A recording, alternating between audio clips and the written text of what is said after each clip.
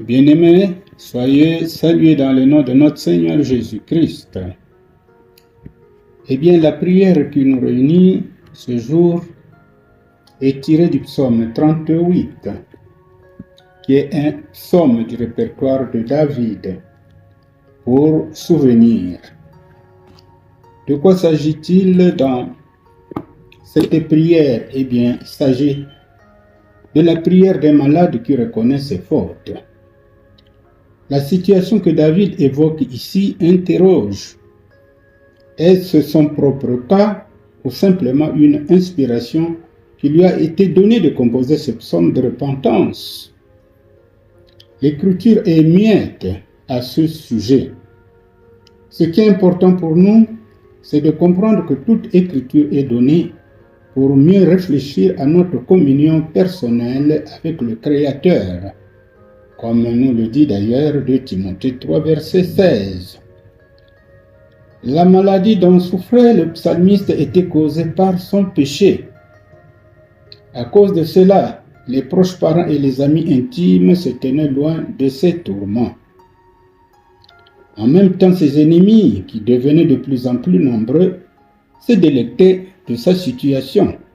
C'est dire que certains péchés nous conduisent parfois dans des profondeurs inextricables du fait du chagrin et de l'humiliation qu'ils causent.